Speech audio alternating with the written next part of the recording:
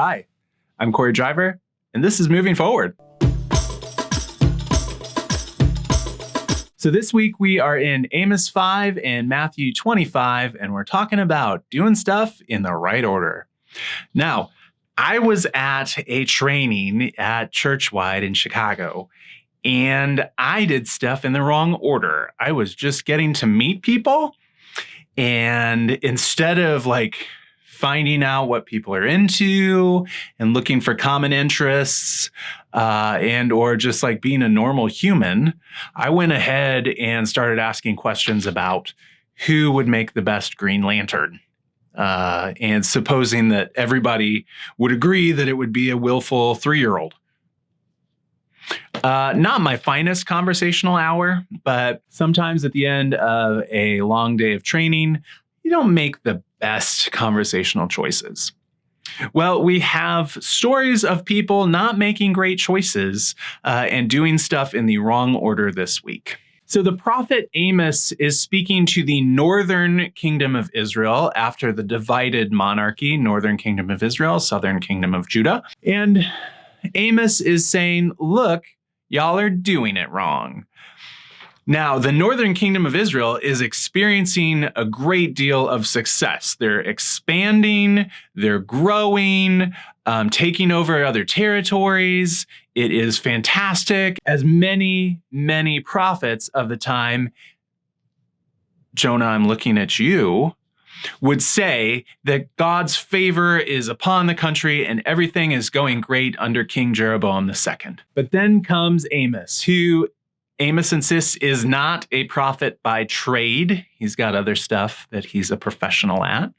Says, look, all the parties, all the celebratory events, all the feasting is badly out of order. Some people are looking forward to the day of the Lord coming and saying, oh, it's going to be so fantastic. God obviously favors us. We're God's favorites. We're doing everything right. And Amos says, no, it's not going to be like that at all. It's not going to be a festive day for you. It is going to be a day of calamity. Why?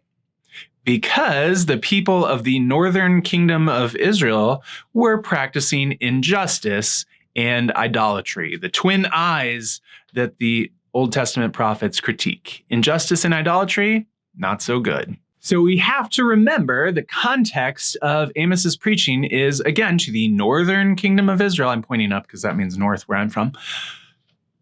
That had established idolatrous shrines in Bethel and up at Dan. Golden calves had been made specifically to prevent the people from going to Jerusalem to worship God in the place where, God wanted to be worshiped.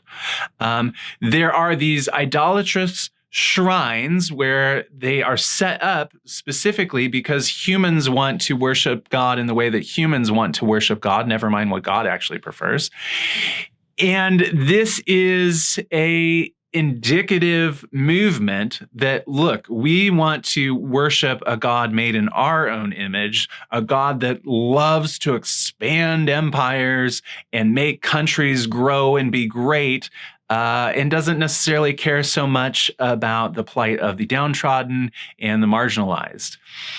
Bad news, however, the God who is cares a great deal about the plight of the downtrodden and marginalized, and speaks through the prophet Amos to say, y'all are going the wrong way. Instead of celebrating, instead of having feasts, you ought to have been practicing justice first, and then you can get around to feasting and celebrating.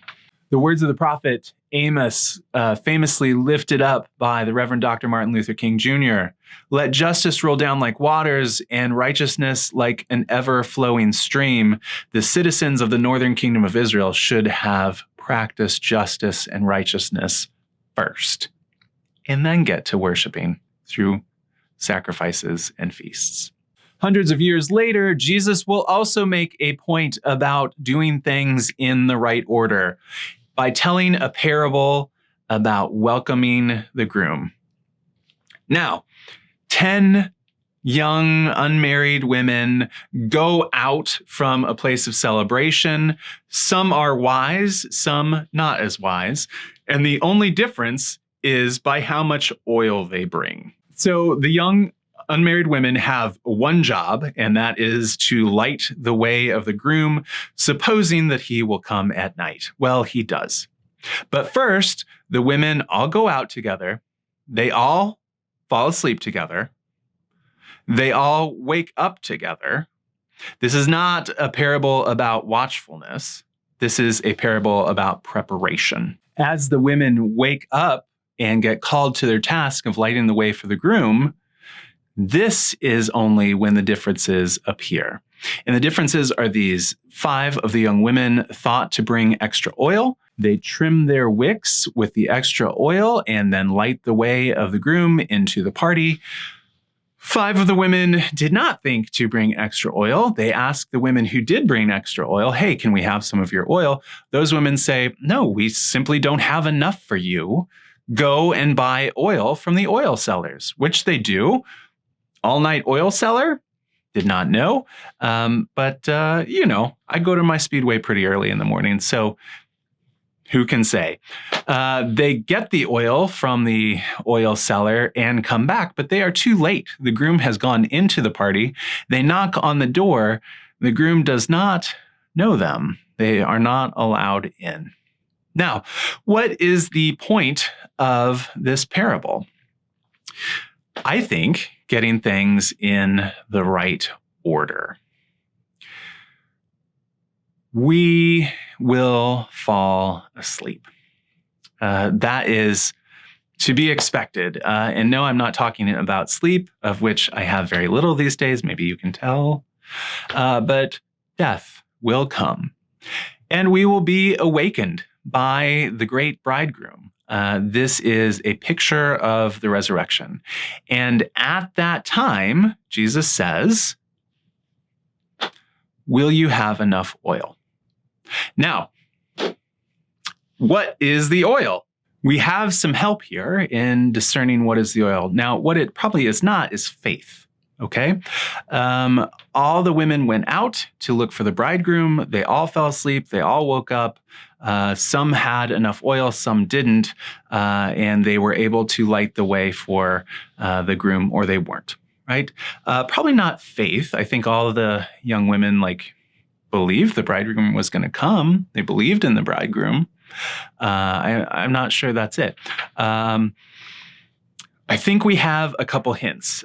First, Proverbs, and you almost never hear me quote Proverbs. So when it's Proverbs, listen up. Proverbs 13:9, the light of the righteous shines brightly, but the lamp of the wicked is snuffed out. Could be righteousness, the light of the righteous. Maybe. In the context of the last couple chapters of Matthew, we also have hints. So Matthew 24, 36 through 41, the sign of Noah, right? And people will be taken or not taken. Matthew 24, 42 through 44, the day of the Lord is going to come like a thief in the night, right? So only those ready and setting up will be received favorably. Chapter 24, 45 through 51, the ready and unready servants, right? The master goes on a long journey, and some servants stay about their business and do the right action, and some are wicked and abuse others and don't do the right action, and they are repaid accordingly when the master returns. Let the reader understand.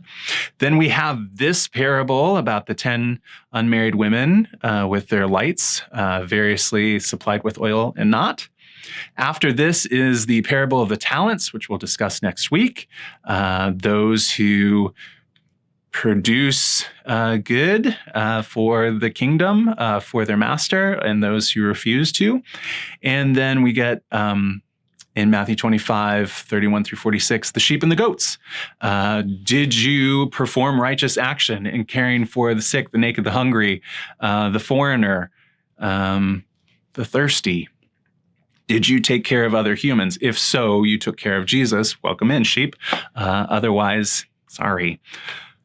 Matthew and Jesus in Matthew is painting a picture in several stacked up parables about, did you perform righteous action? And we're not talking about like building churches or temples or anything. Did you simply love your neighbor? Did you do the work that Jesus gave you to do in loving God and loving your neighbor while Jesus was away? When you come back, when Jesus comes back, you will have lit the way. That seems to be the interpretation based on the context here. Now, apologies. I know that this isn't going to sit great with a lot of Protestants. Sorry. That just seems to be what Jesus is saying, that look, when he returns, he will ask, did you do the work? Did you take care of the other humans that I asked you to, love? Did you love God, especially by loving your neighbor? Yes or no? That, I think, is the oil here. I think that is the interpretation that I'm going to say anyway. So if it rubs you the wrong way, apologies. That's just late in the Gospel of Matthew. Year A is almost over. If that makes you feel better, I love Matthew. So did you do things in the right order? We think from the parable that, after you fall asleep and are then wakened up, it is awakened up. It is at that point too late to go and buy oil. So for those of us who have yet to fall asleep, let the reader understand, let's get extra oil. Not to save ourselves, that's not what's in view at all, but as a response to the gracious invitation to the wedding feast. The young women have gone out to welcome the groom into the party. The party's already been set. They've already been invited. They already have been given their lamps. Everything is ready. They just need to do the thing that the bridegroom has asked them to do in response to being invited. So let us not do things in the wrong order, but do things in the right order. Let's practice justice first and then have our feast. Let's practice righteousness first and then go into the wedding that we've already been invited to. Let's get stuff in the right order.